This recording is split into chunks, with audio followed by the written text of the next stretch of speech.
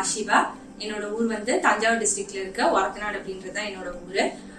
நான் வந்து first time என்னோட நீட் வந்து 2019 எழுதினேன். அப்போ நான் வந்து 365 மார்க்ஸ் வந்து வாங்கியிருந்தேன்.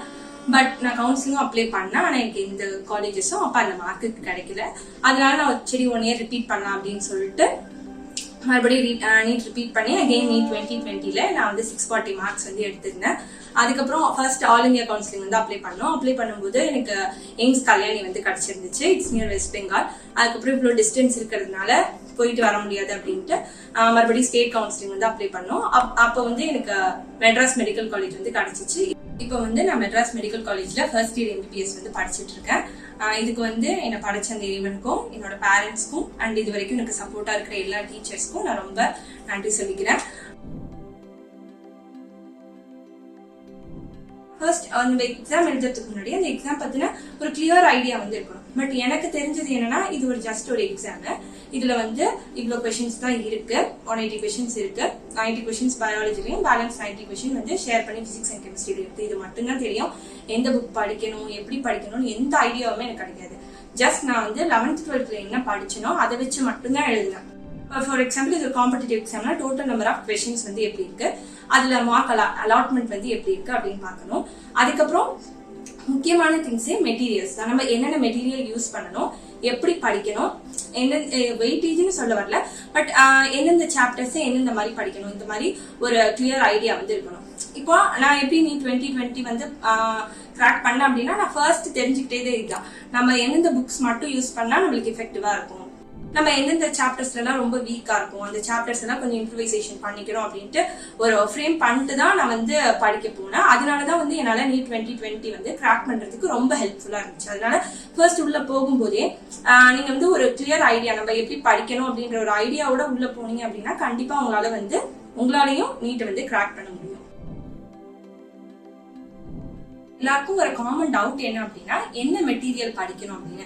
இது வந்து most of the students, even நான் கூட ஸ்டார்டிங்ல வந்து என்ன மெட்டீரியல்ஸ் அப்படிங்கிறதுல அவ்வளோ கிளியரா இல்லை. ஏன்னா ஆளாளுக்கு ஒன்னு சொல்லுவாங்க. அது அவங்க கம்ஃபர்டபுளா ஃபீல் பண்ண ஒரு புக்ஸை வந்து நம்மளுக்கு ரெஃபர் பண்ணுவாங்க. 3 சப்ஜெக்ட்ஸ்க்குமே ஈக்குவலா NCERT வந்து இம்பார்ட்டன்ட். அது பர்டிகுலரா பிசிக்ஸ் வந்து நீங்க ஒழுங்கா 11th 12th ஒழுங்கா படிக்கல அப்படின்னா கண்டிப்பா NCERT தேவை. அப்படி இல்லை நீங்க வந்து ஓரளவுக்கு 11th 12th பிசிக்ஸ்ல ரொம்ப ஸ்ட்ராங்கான பர்சன் அப்படின்னா பிசிக்ஸ்க்கு வந்து NCERT கூட அந்த அளவுக்கு முக்கியம் இல்லை. அதனால ஃபர்ஸ்ட் ஆனா 3 சப்ஜெக்ட்ஸ்க்குமே ஃபர்ஸ்ட் வந்து என்ன பண்ணிக்கிறீங்கன்னா NCERT புக்ஸ் வந்து வாங்கி வச்சுக்கோங்க. அண்ட் தென் NCERT புக்ஸை பொறுத்த வரைக்கும் இப்போ பயாலஜி அப்படின்னா கம்ப்ளீட்டா NCERT புக் தான் நம்ம படிப்போம். அண்ட் பிசிக்ஸ் அண்ட் கெமிஸ்ட்ரி பொறுத்த வரைக்கும் படிச்சுட்டு நிறைய கொஸ்டின்ஸ் வந்து பார்ப்போம். அப்போ பேசிக்கா நீங்க தியரியில வந்து ஸ்ட்ராங் ஆகிறதுக்கு NCERT படிப்பீங்க. If you are a state board student, even நான் வந்து ஒரு ஸ்டேட் போர்ட் ஸ்டூடெண்ட் தான். அதுவும் நான் வந்து பழைய சிலபஸ்ல படிச்சேன். அதனால எங்க புக்குக்கும் நீட் சிலபஸ்க்கும் பெருசா ரிலேஷன் வந்து கிடையாது. விச் மீன்ஸ் NCERT புக்குக்கும் எங்க புக்குக்கும் பெரிய ரிலேஷன்ஸ் வந்து கிடையாது. அதனால எனக்கு படிக்கிறதுக்கு ரொம்ப கஷ்டமா இருந்துச்சு. அப்ப ஆனா இப்ப படிக்கிறவங்களுக்கு எல்லாம் உங்க புக்கே வந்து மோர் தென் எனக்கு NCERT கூட தேவையில்லை அப்படின்னு சொல்லலாம். பட் கொஸ்டின்ஸ் வந்து NCERT வச்சு ஃப்ரேம் பண்றாங்க அப்படின்றதுனால NCERT வாங்கிக்கோங்க அப்படின்னு நம்ம சொல்றோம். அதனால இப்போ இருக்க கரண்ட் ஸ்டேட் போர்ட் ஸ்டூடெண்ட்ஸ்க்கு வந்து இது ரொம்ப ஒரு அட்வான்டேஜ் தான். உங்களோட புக்ஸ் வந்து ரொம்ப அட்வான்டேஜ் தான். அதனால வந்து அவங்க தியரியை வந்து ஸ்ட்ராங் பண்ணிக்கிறதுக்கு NCERT and state board students இருந்தால் ஸ்டேட் போர்ட் புக்ஸ் வந்து யூஸ் பண்ணிக்கோங்க. அதுக்கப்புறம் கொஸ்டின்ஸ் பாக்குறதுக்கு கண்டிப்பா 3 சப்ஜெக்ட்டுக்குமே இயர் கொஸ்டின்ஸ் வந்து வாங்கிக்கணும். ஓகேயா? Biology, physics and chemistry. இப்போ நான் வந்து என்ன இயர் கொஸ்டின் புக் யூஸ் பண்ணேன்னா MTG இயர் கொஸ்டின். நான் படிக்கும்போது 32 இயர்ஸ் இயர் கொஸ்டின் புக் வந்து யூஸ் பண்ணேன். இயர் கொஸ்டின் புக் வந்து வாங்கிக்கோங்க. Additional to that in physics and chemistry இன்னும் நம்ம சில questions, for example physical chemistry எல்லாம் போடுறதுக்கு நிறைய கொஸ்டின்ஸ் போடணும் இல்லையா? அப்போ அந்த இதுக்கு வந்து நீங்க வேற ஏதாச்சும் ஒரு ஸ்டாண்டர்ட் கொஸ்டின் சால்விங் புக் வந்து வச்சுக்கணும். இப்ப நான் பார்த்த வரைக்கும் எனக்கு MTG அந்த ஒரு கம்ப்ளீட் புக் வந்து இருக்கும். அது வந்து எனக்கு ஓகேயா இருந்துச்சு. நான் அதை யூஸ் பண்ணேன். இல்ல ஈவன் நீங்க எது கம்ஃபர்டபுளா ஃபீல் பண்ணுறீங்களோ ஒரு புக் வச்சுக்கோங்க. எல்லாத்தையும் பாக்குறீங்க. ஈவன் எரர்லெஸ் வந்து இன்னும் நல்லா இருக்கும். பட் அதுல ரொம்ப வாஸ்டா இருக்க நிறைய கொஸ்டின்ஸ் இருக்கிறதுனால நான் அதை யூஸ் பண்ணல, MTG யூஸ் பண்ணேன். உங்களுக்கு எது கம்ஃபர்டபுளா ஃபீல் பண்றீங்களோ அந்த மாதிரி ஒரே ஒரு ஸ்டாண்டர்ட் புக் வந்து வாங்கி வச்சுக்கோங்க. நிறைய புக்ஸ் வாங்கி போட்டு படிக்க முடியாம பைலப் பண்ணி வச்சுக்காதீங்க. தியரிக்கான புக்ஸ் பிளஸ் கொஸ்டின் சால்விங்கான புக்ஸ், இதுதான். இது 2 தான் நீட். இது முடிச்சுட்டு டெஸ்ட் எழுதுறோம். இவ்வளவுதான். இது இருந்தாலே நம்ம வந்து ஓரளவுக்கு எப்படி சொல்றது நல்ல மார்க்ஸோட ஸ்கோர் பண்ணலாம். Even I2 scored 640 with this only. வந்து நிறைய பேருக்கு ஒரு டவுட் வந்து நம்ம நீட் வந்து எப்பல இருந்து படிக்கணும், கிராஷ் கோர்ஸ் வந்து ஜாயின் பண்ணி படிச்சா போதுமா, இல்ல வந்து ஃபுல் டைமா படிக்கணுமா அப்படின்ற மாதிரி டவுட் வரும். இல்ல நிறைய பேருக்கு எந்த கோச்சிங் சென்டர்ல படிக்கணும், இல்ல செல்ஃப் ஸ்டடி பண்ணலாமா அப்படின்ற மாதிரி வரும். என்னை பொறுத்த வரைக்கும் நீங்க ஸ்ட்ராங்கா இருந்தீங்கன்னா செல்ஃப் ஸ்டடி இஸ் எனஃப். இப்போ என்னை பொறுத்த வரைக்கும் நான் வீட்டுல இருந்து அந்த அளவுக்கு ஒழுங்கா எப்படி சொல்றது ரொம்ப கான்சென்ட்ரேட்டா இருக்க மாட்டேன் அப்படின்றதுனால நான் வந்து கோச்சிங் சென்டர் போய் படிச்சேன்னு வச்சுக்கோங்க. இப்போ வந்து அதனால வந்து இப்போ if you are strong enough நீங்க வந்து வீட்டுல இருந்தே படிக்கலாம். அடுத்த காமன் டவுட் எல்லாருக்கும் என்ன இருக்கும் அப்படின்னா 3 சப்ஜெக்டும் எப்படி படிக்கணும் அப்படின்ற மாதிரி ஒரு டவுட் வந்து இருக்கும். ஓகேயா, இப்போ நான் என்ன ஃபாலோ பண்ணணும் அதை நான் வந்து உங்களுக்கு சொல்றேன். If you R comfortable you can follow it also. Okay, first biology எடுத்துக்கோங்க. பயாலஜி எடுத்துக்கிட்டா எப்படி சொல்றது, ஒரு பைபிள் புக்னாலே என்சிஆர்டி தான் பயாலஜிக்கு. ஓகேயா, அதனால என்சிஆர்டி வந்து லைன் பை லைன் வந்து நீங்க வாசிக்கணும். என்சிஆர்டி எந்த கொஸ்டின் கேட்டாலும் நீங்க சொல்ல தெரியணும். அந்த அளவுக்கு கான்செப்சுவலா அது வந்து உங்களுக்கு தெரிஞ்சுக்கணும். ஓகேயா, அண்ட் ஒன் மோர் திங் வந்து என்ன அப்படின்னா மினிமம் நீங்க எக்ஸாம் போறதுக்குள்ள ஒரு 4 to 5 times, minimum 4 to 5 times நான் சொல்றேன். மேக்ஸிமம் 10 to 20 அது வந்து உங்களோட லக்கு இல்ல உங்களோட திறமை அது. ஓகேயா, மினிமம் 4 to 5 டைம்ஸ் ஆச்சும் நீங்க எக்ஸாம் போறதுக்குள்ள என்சிஆர்டி வந்து திருப்பி படிச்சிருக்கணும். பயாலஜிக்கு ஃபர்ஸ்ட் கான்செப்டுக்கு வந்து என்சிஆர்டி படிச்சிட்டோம். வேற என்னென்ன புக் எல்லாம் படிக்கணும் அப்படின்னா நீங்க ஃபார் எக்ஸாம்பிள் ஏதோ அகாடமில படிக்கிறீங்க, அவங்க கொடுக்குற புக்ஸ் இதே நீங்க எது வேணாலும் படிச்சுக்கலாம். ஆனா என்ன பொறுத்த வரைக்கும் என்சிஆர்டி படிக்கிறீங்க, படிச்சுட்டு நான் சொன்னேன் இல்லையா ஸ்டாண்டர்டா கொஸ்டின் சால்வ் பண்றோம் அப்படின்னு, அந்த மாதிரி விஷயத்துக்கு தான் ஃபர்ஸ்ட் எது படிச்சாலும் நீங்க அடுத்து செய்ய வேண்டியது இயர் கொஸ்டின் தான் ஃபர்ஸ்ட் வந்து சால்வ் பண்ணி பார்க்கணும். ஓகேயா, இயர் கொஸ்டின் சால்வ் பண்றீங்க. இயர் கொஸ்டின் சால்வ் பண்ணதுக்கு அப்புறமா இப்ப நீங்க ஏதோ உங்களுக்கு தெரிஞ்ச ஒரு ஸ்டாண்டர்ட் புக் இல்ல உங்க இன்ஸ்டியூட்ல கொடுத்த புக்கோ அந்த மாதிரி புக்ஸ் என்னன்னா இயர் ஜஸ்ட் கொஸ்டின்ஸ் மட்டும் சால்வ் பண்ணி பாருங்க. பெருசா தியரிக்கு வந்து அந்த மாதிரி புக்ஸ் எல்லாம் யூஸ் பண்ணுவாங்க. ஏன்னா நிறைய கொடுத்துருப்பாங்க, அதை வந்து ஒன்னா பைலப் பண்ணி படிக்கிறது கஷ்டமா இருக்கும். அதனால பேசிக் வந்து என்சிஆர்டி தான். ஏன்னா என்சிஆர்டில வந்து அரௌண்ட் 85 கொஸ்டின்ஸ் வந்து என்சிஆர்டி மட்டும் தான். அதை தாண்டி வெளியில எதுவும் கேட்க போறது இல்லை. இதை வந்து சொல்லும் போது நமக்கே சிரிப்பா வரும். என்கிட்ட சொல்லும் போதே நான் நம்பவே இல்லை. ஆனா நான் எழுதி பார்த்ததுக்கு அப்புறம் தான் எனக்கே தெரிஞ்சிச்சு அரௌண்ட் 86 கொஸ்டின்ஸ் வரைக்கும் அதுல வந்துருந்துச்சு. சொல்லணும்னா நான் வந்து எழுதுன 2020 வந்து 86 கொஸ்டின்ஸ் வந்து கரெக்டா எழுதுன பயாலஜில. அது எல்லாமே வந்து என்சிஆர்டில இருந்து வந்ததுதான். அதனால வந்து என்சிஆர்டியை பொறுத்த வரைக்கும் நீங்க தைரியமா நம்பி இறங்கலாம். இவ்வளவுதான் பயாலஜிக்கு. என்சிஆர்டி இயர் கொஸ்டின்ஸ் ஒரு ஸ்டாண்டர்ட் கொஸ்டின் புக் அவ்வளவுதான். இப்போ பிசிக்ஸா கெமிஸ்ட்ரியாலும் ஃபர்ஸ்ட் நான் கெமிஸ்ட்ரி சொல்றேன். ஓகே, கெமிஸ்ட்ரியில 3 இருக்கு, organic, inorganic and physical. I start up with organic. It's my favourite. Organic பொறுத்த வரைக்கும் பயாலஜி மாதிரி தான், பெருசா வேற எதுவுமே வராது. ஓகேயா, ஜஸ்ட் என்சிஆர்டி நல்லா படிச்சுக்கோங்க. படிச்சுட்டு இயர் கொஸ்டின் ஸ்டாண்டர்ட் புக் இவ்வளவுதான். இதை தாண்டி ஆர்கானிக் எதுவுமே கிடையாது. நிறைய பேர் பயந்துக்குவாங்க, பட் ஆர்கானிக் வந்து the most interesting part in science கூட சொல்லலாம். ஏன்னா அது வந்து எப்படி சொல்றது, உங்களுக்கு பேசிக் திங்ஸ். இப்போ ஃபார் எக்ஸாம்பிள் ரிடக்ஷன்னா ரெடியூசிங் ஏஜென்ட் தெரிஞ்சிருக்கணும், ஆக்சிடைசிங் ஏஜென்ட், இந்த மாதிரி சில அதுல இருக்கக்கூடிய சப்ஸ்ட்ரேட்ஸ் இல்லாட்டி அங்க போடக்கூடிய ரீஏஜென்ட்ஸ் வந்து என்ன ஒர்க் பண்ணும் அப்படின்னு உங்களுக்கு தெரிஞ்சாலே நீங்க ஜஸ்ட் எல்லா லெசனையும் ஈஸியா வந்து கோரிலேட் பண்ணி படிச்சிடலாம். அதனால ஆர்கானிக் வந்து it's very very easy. Organic பார்த்து யாரும் பயப்படாதீங்க, இட்ஸ் வண்டர்ஃபுல். ஓகேயா, இவ்வளவுதான் ஆர்கானிக். பயாலஜிக்கு என்ன ஃபாலோ பண்ணீங்களோ அதே ஆர்கானிக் பண்ணிக்கோங்க. Next coming to inorganic. இன்ஆர்கானிக்னு எடுத்துக்கிட்டீங்கன்னா இன்ஆர்கானிக் வந்து ரொம்ப கஷ்டம் கிடையாது.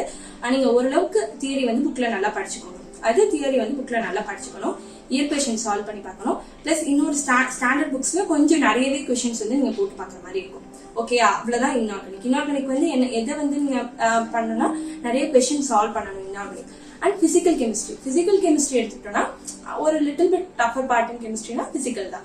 ஏன்னா வந்து இட்ஸ் ஆல்மோஸ்ட் லைக் பிசிக்ஸ். இப்போ நான் ஜஸ்ட் உங்களுக்கு பேசிக் திங்ஸ் சொல்லிட்டு அடுத்து பிசிக்ஸ் பத்தி சொல்றேன். நீங்க பிசிக்ஸ்க்கு எப்படி ஃபாலோ பண்றீங்களோ அதே தான் வந்து கெமிஸ்ட்ரிக்கு ஃபாலோ பண்ணணும்.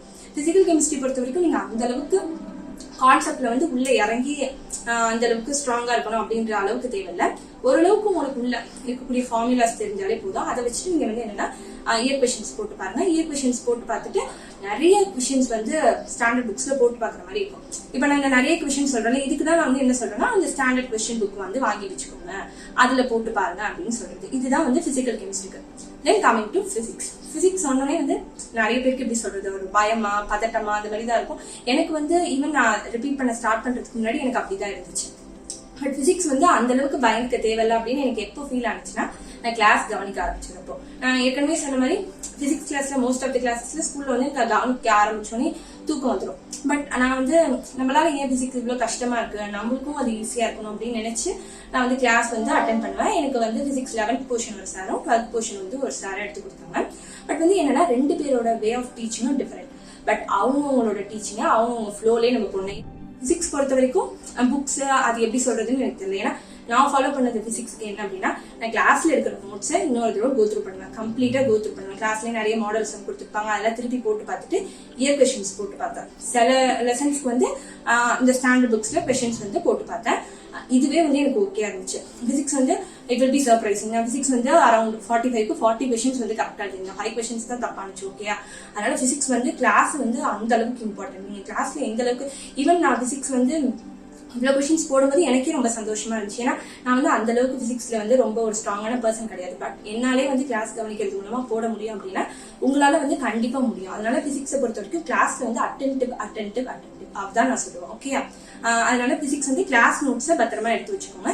கிளாஸ் நோட்ஸ்க்கு அதுக்கப்புறம் நான் செய்யற இன்னொரு விஷயம் என்னன்னா ஷார்ட் நோட்ஸ் எடுத்துப்போம். இன்னைக்கு ஃபுல் டே கிளாஸ் எடுக்கிறாங்கன்னு வச்சுக்கோங்க. இப்போ ஃபார் எக்ஸாம்பிள் தெர்மோடைனமிக்ஸ் எடுக்கிறாங்க, அது ஒரு 2 days நடந்துச்சுன்னு வச்சுக்கோங்களேன். அன்னைக்கு ஈவினிங் போயிட்டு அதுல இருக்க பேசிக் ஃபார்முலா நீங்க அதை எப்படி ஞாபகம் வச்சுக்கணும் அப்படின்னு தோணுதோ அந்த மாதிரி பேசிக்கா எழுதி வச்சுக்கோங்க. இப்போ நான் வந்து டெய்லி டிராவல் பண்ணேன், morning 1 hour evening 1 hour travel பண்ணேன். அப்போ டிராவலிங்ல இருக்கும்போது பஸ்ல போகும்போது அப்படியே திருப்பி அந்த ஃபார்முலாஸ் பார்த்துட்டே போவேன். அது மாதிரி நீங்க ஃப்ரீ டைம்ஸ்ல அந்த ஷார்ட் நோட்ஸ் எடுத்து பாத்தீங்கன்னா உங்களுக்கு இன்னும் இந்த கான்செப்ட்ஸ் வந்து ஸ்ட்ராங் ஆகும்.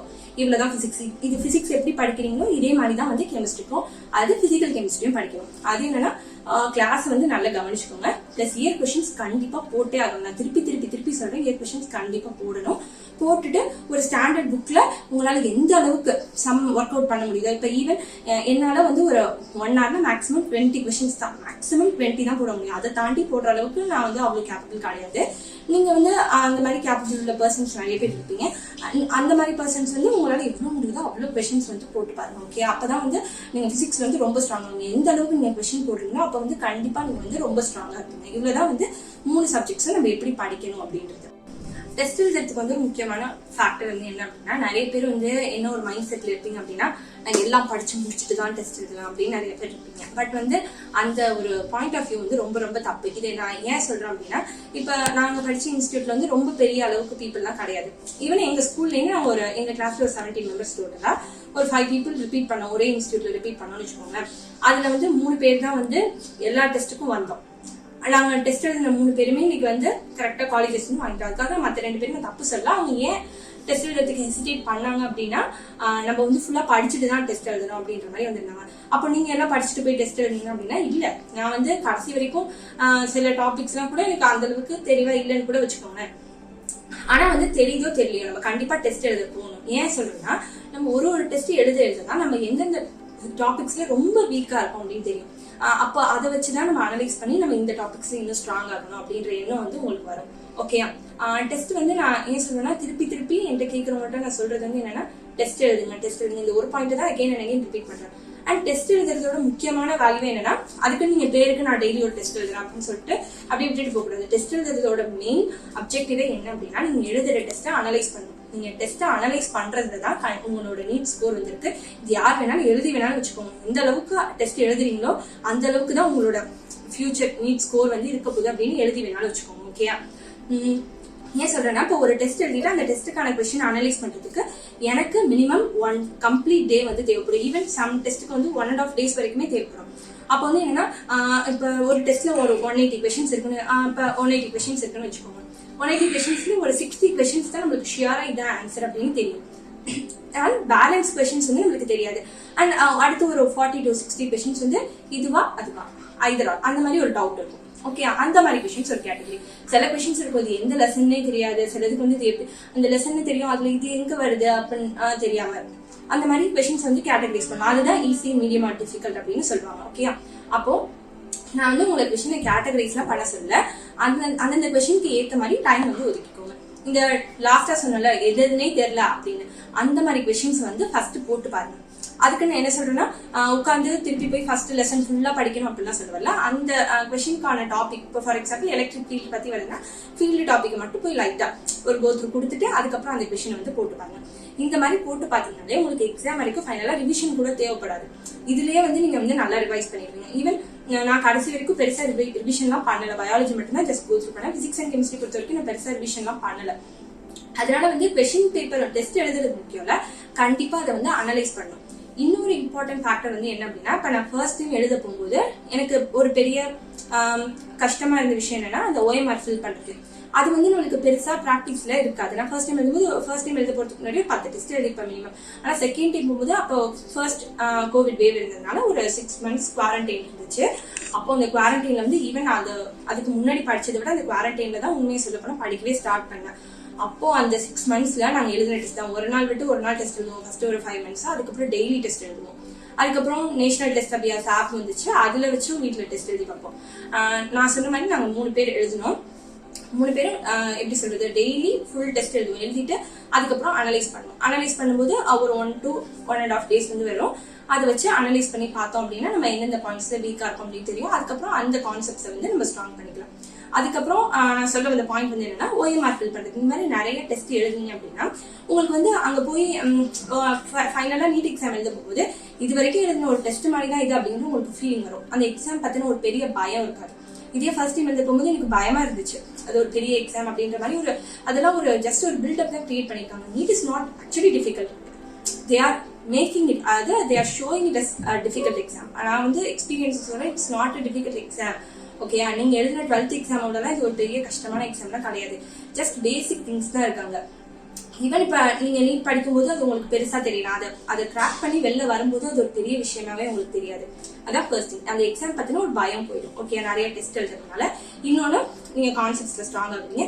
இன்னும் முக்கியமான விஷயம் டைம் மேனேஜ்மெண்ட். டைம் மேனேஜ்மெண்ட் சொல்ல போறோம் அப்படின்னா, இப்ப நான் ஃபர்ஸ்ட் சொன்னல கொஸ்டின்ஸ் வந்து சால்வ் பண்ணி பார்க்கும்போது 1 hourல மேக்ஸிமம் 26 கொஸ்டின் தான் போட முடியும் அப்படின்னு சொல்லிட்டு.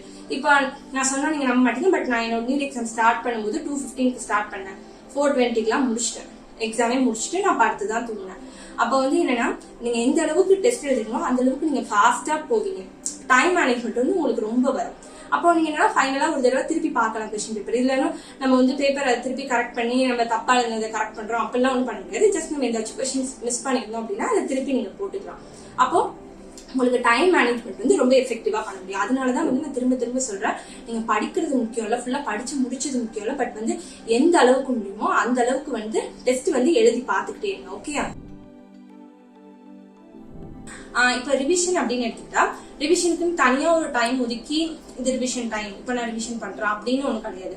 நீங்க படிக்க படிக்க சைட் பை சைட் ரிவைஸ் பண்ணிட்டே இருக்கலாம். இப்ப ஃபார் எக்ஸாம்பிள், இப்ப நம்ம படிக்க ஸ்டார்ட் பண்ணும்போது ஒரு லெசன் முடிச்சிட்டோம். இப்ப ஆல்மோஸ்ட் ஒரு 10 lessons முடிச்சுட்டு 11th lesson ஸ்டார்ட் பண்ணும்போது அப்பவே அந்த ஃபர்ஸ்ட் டைம் படிச்ச லெசனை வந்து நீங்க வந்து ரிவைஸ் பண்ணணும். அந்த மாதிரி சைட் பை சைட் வந்து ரிவிஷன் வச்சுக்கணும். அதுக்கப்புறம் சொன்ன மாதிரி டெஸ்ட் எழுதினாலே பிசிக்ஸ் அண்ட் கெமிஸ்ட்ரியை பொறுத்த வரைக்கும் நிறைய ரிவிஷன், ஈவன் பயாலஜி கூட நீங்க நிறைய ரிவைஸ் பண்ணணும் அப்படின்ற அவசியம் வந்து வராது. அதுக்காக தான் நிறைய டெஸ்ட் எழுதுங்க அப்படின்னு சொல்லிட்டு. இந்த கொஸ்டின் வந்து எனக்கு வந்து பெருசா நான் இந்த கொஸ்டின் வந்து வச்சுக்கல. நான் வந்து ஒரு ஃபிக்ஸ்டா இருந்தேன், நம்ம கிராக் பண்றோம், அப்படி இல்லை அப்படின்னா கண்டிப்பா நம்ம 1 year ரிப்பீட் பண்றோம் அப்படின்னு இருப்போம். ஏன் அப்படி சொல்றோம்னா, இப்ப நம்ம ரிப்பீட் பண்றோம் அப்படின்னா நம்ம சும்மா இருப்போம், ஆனா நம்மள சுத்தி இருக்கவங்க கண்டிப்பா அப்படி விட மாட்டாங்க. ஏன் ஒரு வருஷம் வேஸ்ட், கண்டிப்பா அந்த வார்த்தையை ரிப்பீட் பண்றவங்க எல்லாரும் கேட்டிருப்பீங்க. நான் பல தடவை டெய்லி கேட்பேன் அந்த வார்த்தையை, ஒரு வருஷம் வேஸ்ட், உன் கூட படிச்சவங்க எல்லாம் செட்டில் ஆயிட்டான் அப்படின்னு எதோ சொல்லுவாங்க. நீங்க வந்து இந்த ஒரு வருஷம் வேஸ்ட் கிடையாது, நீங்க வந்து உங்க லைஃபுக்கு போடுற ஒரு பேஸ்மெண்ட். அந்த பேஸ்மெண்ட் நீங்க வந்து எந்த அளவுக்கு ஹார்ட் ஒர்க் கொடுத்து ஸ்ட்ராங் பண்றீங்களோ அந்த அளவுக்கு உங்களோட லைஃப் வந்து கண்டிப்பா பிரைட்டா இருக்கும். ஓகே, அதனால வந்து இன்கேஸ் ஒரு வேலை மார்க் குறைஞ்சு நம்ம ரிப்பீட் பண்றோம் அப்படின்ற ஒரு ஆப்ஷன் வந்துச்சு, உங்களுக்கு ஆசையா இருந்தா, நீங்க உங்களுக்கு அதுல முழு மனசா விருப்பம் இருந்தா மட்டும், பேரண்ட்ஸ் ஃபோர்ஸ் பண்ணாங்க அவங்க சொன்னாங்க அப்படிலாம் கிடையாது, உனக்கு பண்ணணும்னு ஆசை இருக்கா கண்டிப்பா பண்ணுங்க, அதுல தப்பே கிடையாது. அதனால ரிப்பீட் பண்ணும் அப்படின்ற ஆப்ஷன் வச்சிருக்கவங்க கண்டிப்பா ரிப்பீட் பண்ணுங்க. ஓகே, நான் ஒரு ஸ்டேட் போர்ட் ஸ்டூடெண்ட்னு சொன்னேன், அதனால ஸ்டேட் போர்ட் ஸ்டூடெண்ட்ஸால கிராக் பண்ண முடியாது, அதுக்கப்புறம் 1 year ரிப்பீட் பண்ணாம கிராக் பண்ண முடியாது அப்படின்னு வச்சுக்காதீங்க. நான் சொன்ன மாதிரி என்னோட சிலபஸ் வந்து பழைய சிலபஸ். ஈவன் நான் 11th 12th ஸ்கூல்ல எல்லாம் நல்ல மார்க்ஸ் தான் ஸ்கோர் பண்ணியிருந்தேன், பட் நீட்ல தான் என்னால பண்ண முடியல. ஏன்னா நான் ஒழுங்கா அதான் எப்படி படிக்கணும்னு தெரியலன்னு சொல்லியிருந்தேன் இல்லையா, அதுதான். அதனாலதான் 1 year ரிப்பீட் பண்ண வேண்டியதாச்சு. நான் வைக்கிற ஸ்ட்ராங் பாயிண்ட் ஆஃப் வியூ என்னன்னா, நீங்க 11th 12th இருந்தே நீட்டை வந்து தனியா ஒரு விஷயமா பாக்காதீங்க, உங்க சப்ஜெக்டோட கொரலேட் பண்ணுங்க. நீட்ல எலக்ட்ரோஸ்டாட்டிக்ஸ் நடத்துறாங்களா, ஸ்கூல்ல எலக்ட்ரோஸ்டாட்டிக்ஸ் படிங்க. அந்த மாதிரி சப்ஜெக்ட்ஸ் வந்து கோரிலேட் பண்ணி, அதே மாதிரி physics and chemistry and biology மூணையும் இன்டர்லேட் பண்ணி படிக்கலாம். இப்போ பிசிக்ஸ் அண்ட் கெமிஸ்ட்ரியில தெர்மோடைனமிக்ஸ் சேமா இருக்கும், இதுல தெர்மோடைனமிக்ஸ் படிக்கும்போது அதையும் சேர்த்து படிங்க. அப்போ அட் அ டைம்ல உங்களுக்கு 2 சாப்டர்ஸ் வந்து ஃபினிஷ் ஆன மாதிரி இருக்கும். அண்ட் கெமிஸ்ட்ரியில பயோமாலிகுல்ஸ் படிக்கும்போது பயாலஜியில படிங்க. அந்த மாதிரி ஜாயின் பண்ணி கொரலேட் பண்ணி படிச்சிங்க அப்படின்னா உங்களுக்கு வந்து எப்படி சொல்றது, கம்மி டைம்ல வந்து நிறைய உங்களுக்கு கொஞ்சம் போர்ஷன் முடிச்ச மாதிரி ஒரு ஃபீல் வந்து வரும். நீ நீட் எக்ஸாம் மட்டும் கிராக் பண்ண, அதுக்கப்புறம் உன்னோட லைஃப் வந்து ஜாலியா இருக்கும், எம்பிபிஎஸ்லாம் சந்தோஷமா படிச்சிடலாம் அப்படின்னு சொல்லுவாங்க. நான் வந்து அப்படி சொல்லவே மாட்டேன். MBBS it's not an easy feel. ஏன்னா அது எந்த அளவுக்கு வருத்தோ அந்த அளவுக்கு வந்து அது அவ்வளவு கஷ்டமும் அதுல இருக்கு. ஏன் சொல்றேன்னா இப்ப நான் ஜஸ்ட் ஃபர்ஸ்ட் இயர்ல தான் இருக்கேன். ஆனா எனக்கே வந்து அது ரொம்ப கஷ்டமா தெரியுது. ஏன்னா படிக்க முடியல, நம்ம நீட்ல இவ்வளவு நல்லா படிச்சோமே இப்ப படிக்க முடியலன்ட்டு ஜஸ்ட் அந்த சப்ஜெக்ட்ஸோட நீங்க மிங்கிள் ஆகி வரதுக்கே எனக்கு இவ்வளவு நாள் இப்பதான் வந்து நிறைய வேர்ட்ஸே எனக்கு ஃபெமிலியர் ஆயிருக்கு. இப்ப என் கூட படிக்கிற நிறைய கொலீக்ஸோட பேரண்ட்ஸும் வந்துட்டு மெடிக்கல் ப்ரொஃபஷனல்ல இருக்காங்க அப்படின்றதுனால இங்க வரும்போது நான் பார்த்தேன் நிறைய பேருக்கு வந்து அவங்களுக்கு அந்த பேசிக் டேர்ம்ஸ்லாம் வந்து எப்படி சொல்றது ஜஸ்ட் கேஷுவல் திங்ஸா டெய்லி லைஃப்ல கேட்கற மாதிரி இருந்துச்சு. பட் நான் வந்து எங்க ஃபேமிலிக்கு வந்து ஃபர்ஸ்ட் கிராஜுவேட், நான் ஃபர்ஸ்ட் கிராஜுவேட். எங்க வீட்டுல வந்து யாரும் இதுக்கு முன்னாடி படிச்சதுலாம் இல்லை. அதனால நான் இப்போ ஃபர்ஸ்ட் டைம் வந்ததுனால எனக்கு நான் ஒரு இங்கிலீஷ் மீடியம் ஸ்கூல்ல தான் படித்தேன். இங்கிலீஷ் வந்து கொஞ்சம் கஷ்டமா தான் ஆரம்பத்துல இருந்துச்சு மிங்கிள் ஆகிறதுக்கு. அதுக்கப்புறம் நான் மிங்கிள் ஆகிட்டேன்னு வச்சுக்கோங்க. பட் அந்த பேசிக் டேர்ம்ஸ் வந்து ஓரளவுக்கு மிங்கிள் ஆகி வரதுக்கு எனக்கு இத்தனை மந்த்ஸ் கழிச்சு இப்பதான் நான் ஓரளவுக்கு ஃபெமிலியர் ஆகிட்டேன். கம்ப்ளீட்டா இல்லை அப்படின்னு சொல்லுவேன். கண்டிப்பா நீங்க எந்த அளவுக்கு படிக்கிறீங்களோ அந்த அளவுக்கு உங்களோட ஃபியூச்சர் வந்து பிரைட் ஆகும். அதனால வந்து இதான் படிக்கணும் அப்படின்னு முடிவு பண்ணிட்டீங்கன்னா கண்டிப்பா கஷ்டப்படுங்க. இதுல தப்பே இல்லை, கண்டிப்பா கஷ்டப்படுங்க. நீட் எக்ஸாம் வந்து நான் ஏற்கனவே சொன்ன மாதிரி அது ஒரு கஷ்டமான எக்ஸாம்னு ஜஸ்ட் ஒரு இமேஜ் தான் வந்து டெவலப் பண்ணி வச்சிருக்காங்க. அது ஒன்றும் கஷ்டமான எக்ஸாமே கிடையாது.